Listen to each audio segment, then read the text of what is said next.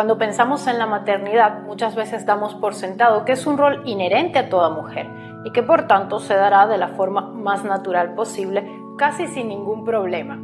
Sin embargo, la realidad es mucho más compleja. Hay mujeres que no quieren ser madres, tema del que hablamos en un video anterior, y otras terminan siéndolo muchas veces, habiéndolo planificado, pero finalmente se arrepienten.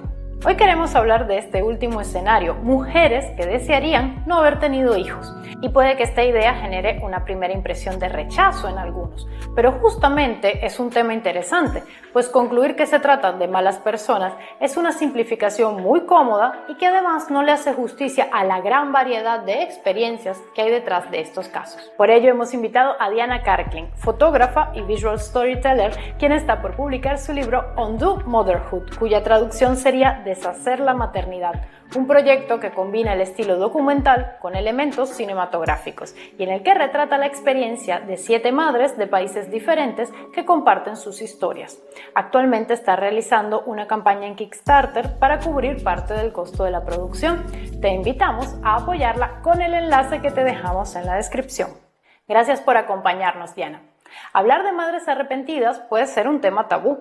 ¿Cómo es posible que el hecho de que una mujer se arrepienta de ser madre no implica que no ame a sus hijos? Para mí la definición más precisa y acertada de la maternidad es ambivalencia y es algo que considero absolutamente normal.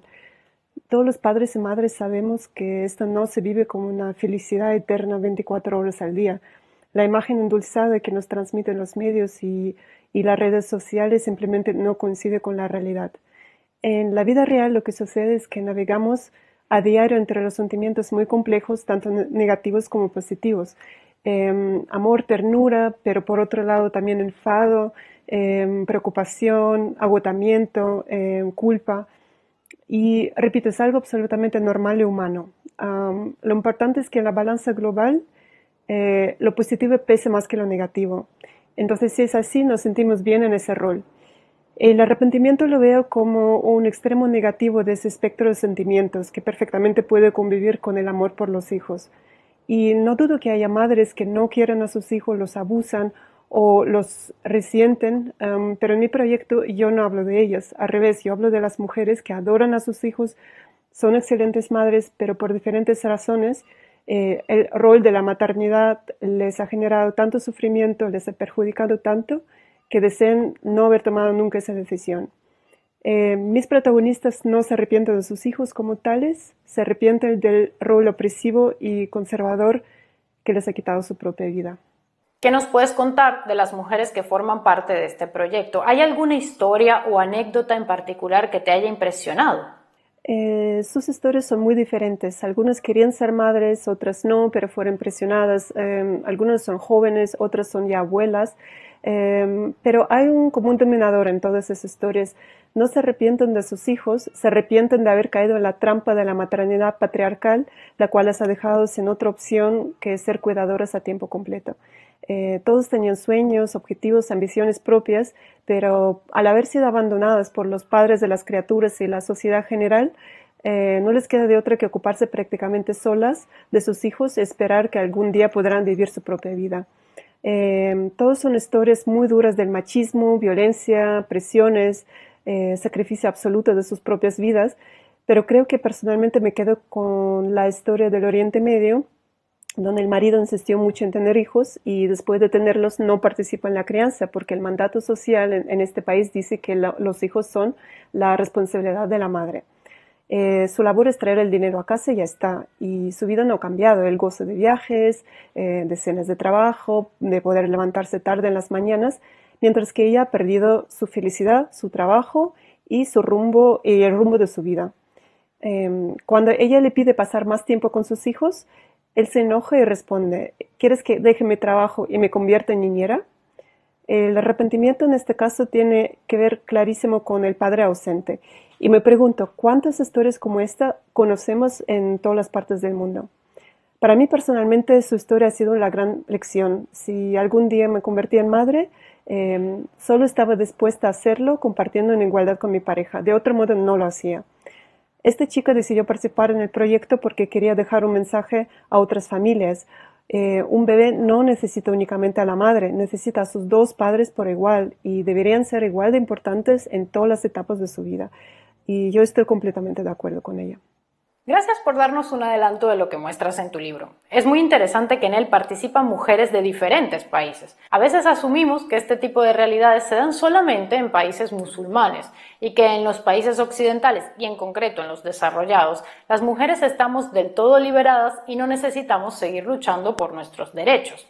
¿Qué nos puedes decir de esto a raíz de las experiencias de las mujeres de tu libro?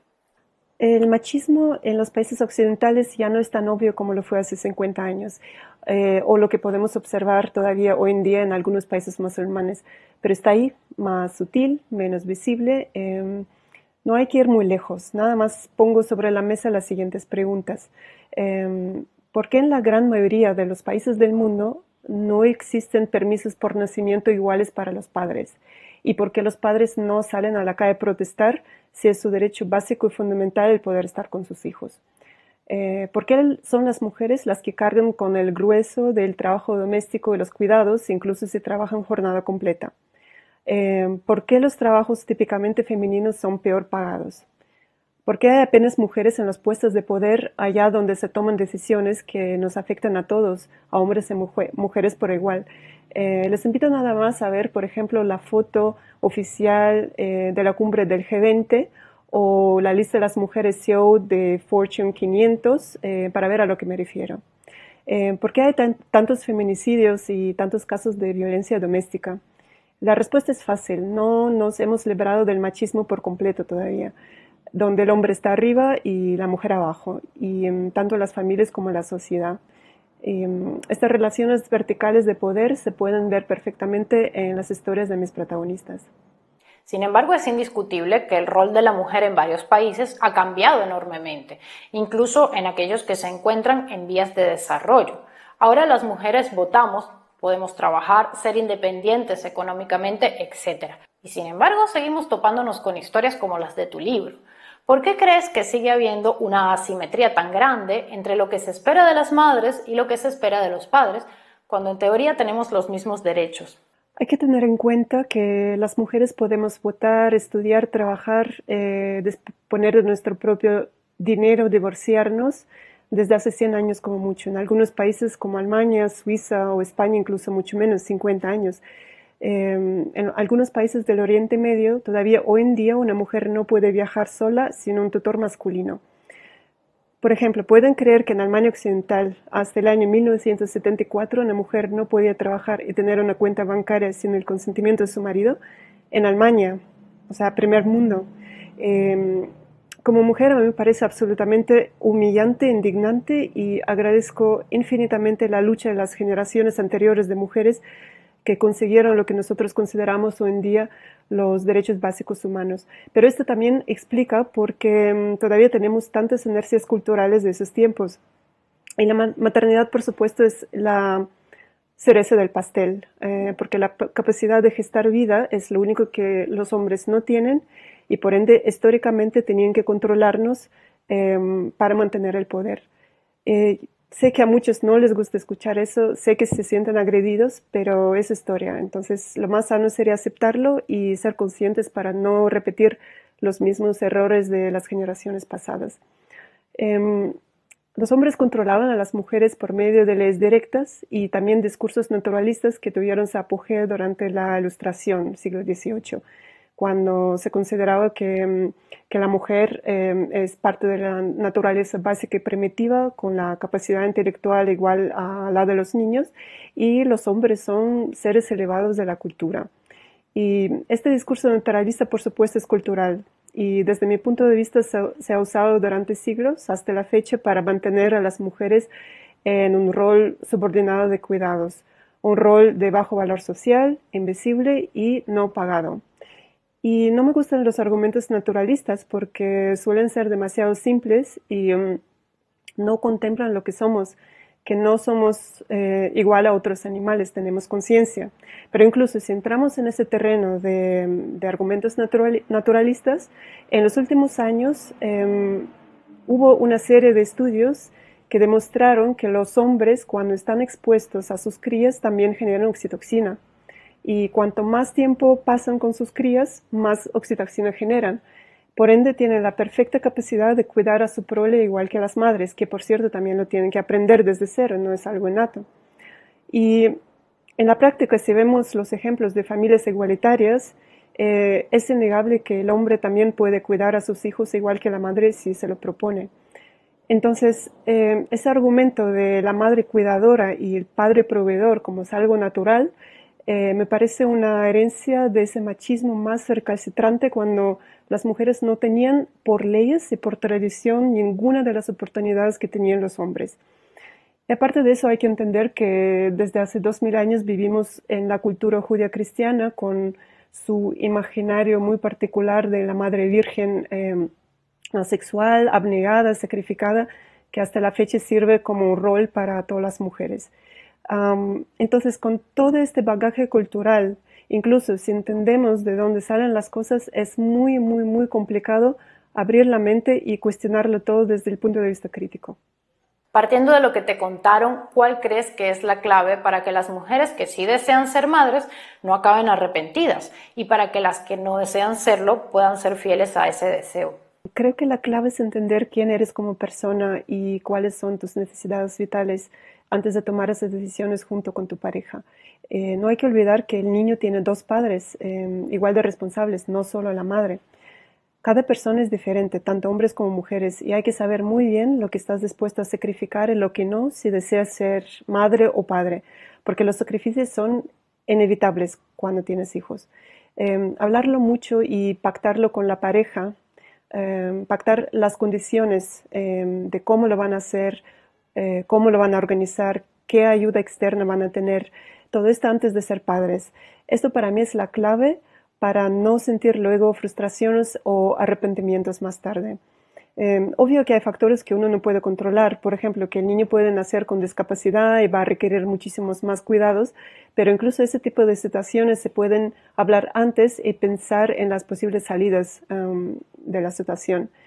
Creo que todo esto va a ayudar mucho a no caer en las situaciones tan miserables que viven mis protagonistas, las madres de mi proyecto. Empezaste este proyecto antes de convertirte en madre. ¿Cómo veías antes la maternidad y cómo la ves ahora? Digamos, mi visión sobre la maternidad se iba formando a lo largo de estos 5 años que estuve haciendo el proyecto. El proyecto empezó desde un lugar de rabia. Yo sentía muchísima presión por parte de mi familia y mi entorno por ser madre. Y al principio mi reacción era un rechazo total a lo que sentía que me imponían por todos los lados. Y no solamente el hecho de ser madre, sino ese modelo opresivo, patriarcal, conservador, que implica que es lo más importante que debes de hacer en tu vida como mujer. No lo soportaba y no lo soporto, sinceramente. Sin embargo, cuando entendí, gracias al proyecto, que lo que les destrozó las vidas a esas mujeres y a muchas otras que conozco no fueron los hijos, sino ese modelo conservador del que estoy hablando y que es posible vivirlo de otra manera, ahí cambió todo. Al final tenía muy claro que tener un hijo era un trabajo en equipo y que la única manera de conservar mi propia esencia como persona y todo lo que me importa en mi propia vida y ser madre a la vez era compartiéndola en igualdad con mi pareja.